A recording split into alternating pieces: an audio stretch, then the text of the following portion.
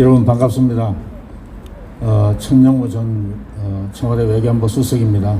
지금은 한반도 미래포럼 이사장을 맡고 있습니다.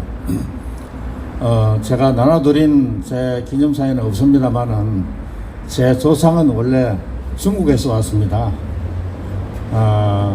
제 16대 중시조가 임진왜란 때 명나라 원군을 이끌고 온 천만리 장군인데 고니시 육기나카가 점령하고 있던 평양을 제일 먼저 해방시킨 그 부대의 지휘관이었습니다.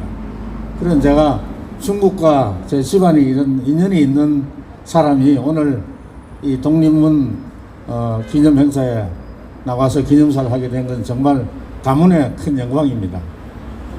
오늘 독립문 건립 123주년 기념식을 주최해 주신 미래대한행동의 이대순 대표님, 그리고 국민노동조합의 이희범 위원장님께 감사를 드립니다. 그리고 이 추운 날씨에도 불구하고 이 뜻깊은 행사에 참석해 주신 여러분들께 진심으로 감사드립니다. 오늘날 이 독립문이 언제 왜 세워졌는지 모르거나 관심이 없는 분들이 너무 많습니다. 독립이라고 하면 당연히 일본으로부터 독립만 떠올리는 분들이 많을 겁니다. 이 독립문 바로 뒤에 있는 공원이 항일 독립 투사들이 투옥돼서 옥고를 치르던 그 서대문 형무소 자리였다는 사실 때문이라도 할 겁니다. 오늘 여기 모이신 여러분들에게는 굳이 긴 설명이 필요 없겠지만은 독립문은 123년 전 일본이 아니라 중국으로부터 독립한 것을 기념하기 위해 서재필 선생이 세운 기념물이죠. 독립문이 세워졌던 이 자리에는 원래 중국의 칙사가 무학제를 넘어오면 조선의 임금이 친히 나와서 영접하던 영원문과 모화관이 있었습니다. 영원문은 은혜로운 중국의 사신을 영접하는 문이라는 이런 뜻이고, 모화관은 중국을 사모하는 여관이라는 그런 뜻이죠. 이 근처에 칙사의 숙소인 태평관이 있었는데, 칙사를 위한 환영연회는 궁궐에서 창덕궁에서 개최한 게 아니라 임금이 태평관까지 와서 베풀었습니다. 조선의 국왕보다 중국 칙사의 의전 서열이 더 높았기 때문에 칙사를 함부로 궁궐에 오라가라 할 수가 없었고, 국왕이 칙사를 찾아와야 했었습니다. 요즘식으로 말하자면 중국 대사가 도착하는데 대통령이 공항에 나가서 영접을 하고, 대사를 접대하기 위해서 명동의 대사관저에 대통령이 찾아가는 그런 식이죠.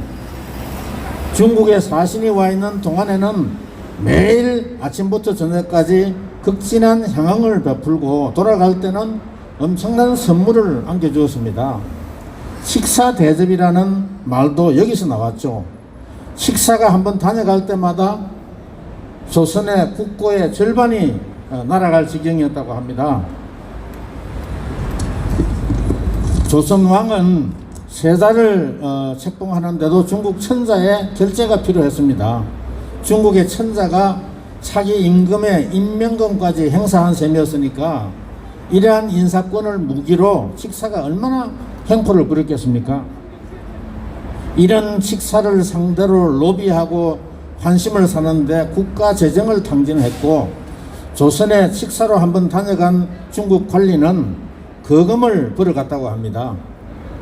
123년 전에 서재필 선생이 영원문과 모화관을 허물고 그 자리에 독립문을 세운 것은 중국에 대한 이러한 사대와 굴종의 역사에 종지부를 짓고 근대적인 자주 독립국가로 거듭나려는 의지를 대내외에 확실히 각인시키기 위한 것이었습니다. 서재필 선생은 1884년 개화파가 주도한 갑신정변에 가담했다가 청나라 군대에 진압해서 구사일생으로 살아남아서 미국에서 오랜 망명 생활을 하다가 청일전쟁으로 조선이 청나라에서 해방되었다는 소식을 듣고 귀국을 했습니다. 귀국 후에는 11년 전 청나라의 개입으로 좌절된 개화의 꿈을 이루기 위해서 독립협회를 만들고 독립신문을 창간해서 문명 자주독립국가 건설을 위한 의식화 운동에 앞장선 위대한 선각자였습니다. 서구 문명의 세례를 받고 독립협회를 결성한 선각자들은 근대화와 자강을 통해서 자주독립국가를 건설할 천금 같은 기회의 창을 열었습니다만은 왜 이 기회를 살리지 못하고 13년 만에 일본의 나라를 빼앗겼을까요? 나라가 망하는 데는 이유가 많겠지만 그 중에서도 어쩌면 나라의 진로를 둘러싼 지도층의 분열, 국제 정세에 대한 무지와 오판, 그리고 국왕의 무능이 합작해서 만든 비극이었습니다. 첫째는 지도층이 분열된 이유는 중국의 정치적 지배에서 해방된 이후에도 조선의 주류 사회는 여전히 중국의 문화적 정신적 지배에서 벗어나지 못하고 정신분열 정세를 겪었기 때문이라고 봅니다.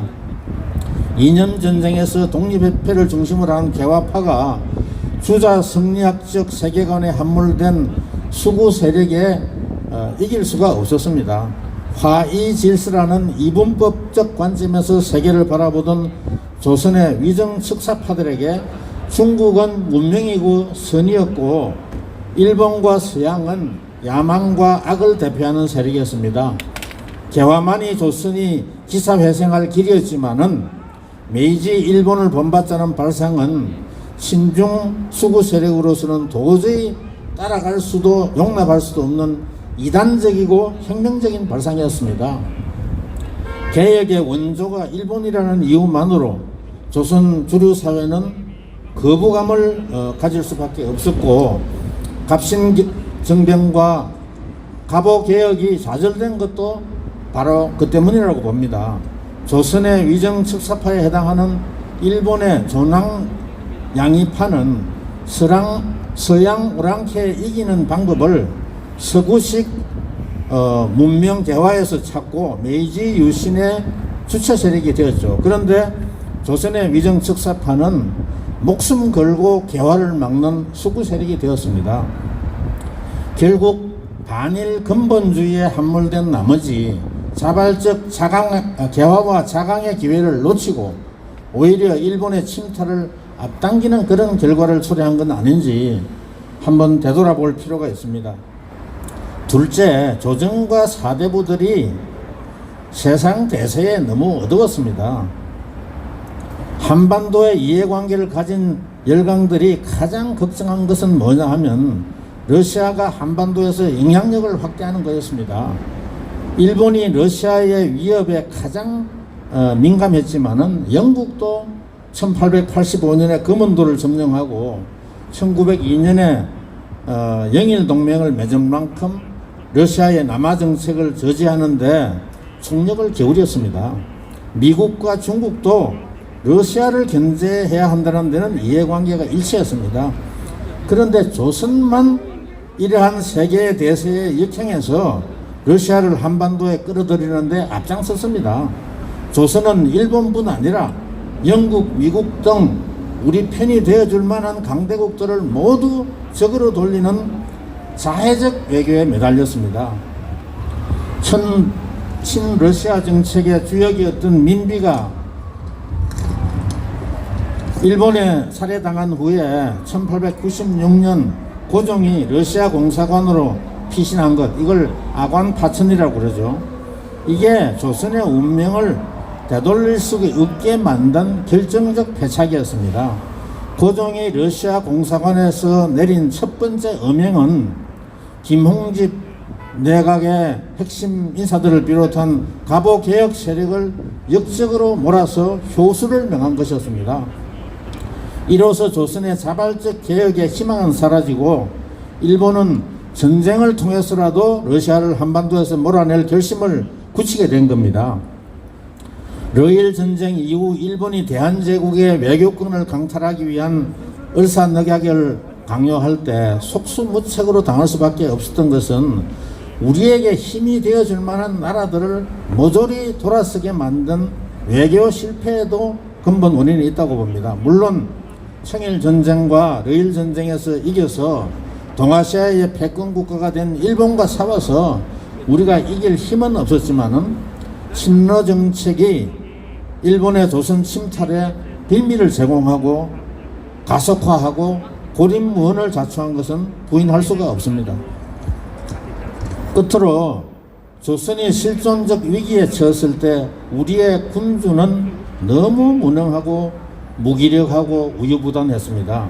고종은 자신의 왕권을 지키기 위해서 독립협회와 만민공동회를 중심으로 한 개화파를 박해하고 망국을 자초한 우매한 군주였습니다. 27명의 조선 왕들 가운데 무능의 챔피언을 뽑으라면 임진왜란 때의 선조, 병자호란 때의 인조, 그리고 일본의 나라를 빼앗긴 고종이 아마 치열한 경쟁을 벌이겠지만은 저는 고종이 금메달을 따는데 지장이 없을 걸로 봅니다. 그런데 독립문이 건립된 지 123년이 지난 지금 대한민국의 모습은 어떻습니까? 123년 전에 비해서 국가지도층은 더 현명해지고 국제적 대세는 더 잘 파악하고 있는 것 같습니까? 반일 근본주의와 친중 사대주의의 망령은 오히려 되살아나고 있는 것 같지 않습니까? 역사적으로 한반도에 대한 위협은 항상 동아시아에서 패권을 추구하는 세력에서 왔습니다. 1895년 청일전쟁에서 태평양 전쟁이 터질 때까지 동아시아의 패권 국가는 일본이었죠. 그 사이에 세상이 바뀌어서 지금은 중국이 동아시아의 신흥 패권 세력으로 등장하고 있습니다. 20세기 초반까지는 강대국에 둘러싸인 약소국이 생존할 수 있는 길은 패권 세력과 가급적 정면 충돌을 피하고 속국이 되거나 굴종하는 것 외에 선택의 여지가 별로 없었습니다. 120여 년 전에 일본의 패권으로부터 조선의 독립을 지키는 것이 지상과제였듯이 앞으로는 중국의 패권적 행포에서 대한민국을 지키는 것이 외교안보 정책의 최대 숙제입니다. 120여 년 전에는 한반도에 영토적 야심이 없는 역외 강대국과 동맹을 통해서 패권 세력에 대항하는 것은 불가능한 옵션이었습니다. 그런데 20세기 후반에 들어오면서 미국과의 동맹으로 주변 강대국의 위협과 침탈에서 대한민국을 지킬 새로운 길이 열렸습니다. 중국에 굴종하지 않고 당당히 중국의 압박과 위협에 대항할 수 있는 세상을 만났는데도 한미동맹을 활용할 생각을 못하고 굴종 외에는 다른 선택이 없는 것으로 착각하는 사람들이 너무나 많은 것 같습니다. 3년 전 한중 간에 사드 삼불합이라는 것을 타결한 바가 있죠. 북한의 핵과 미사일 위협으로부터 5천만 국민의 안위를 지킬 대한민국의 안보 주권을 중국과의 흥정 대상으로 삼고 우리의 자위권을 제한당한 굴욕적인 합의였습니다. 중국의 경제 보복을 무마하려고 한미동맹의 근간을 훼손한 것이었습니다. 3년 전 당시 주중 한국 대사가 시진핑에게 신임장을 제정한 후에 박명록의 만절필동이라는 문구를 썼다는 게 화제가 된 적도 있죠. 만절필동은 제조지언과 함께 선조가 임진왜란 때 조선을 구해준 명나라의 은혜에 감사하고 충성을 다짐하는 표현인데 이게 주중 북한 대사가 아니라 주중 대한민국 대사가 썼다는 겁니다.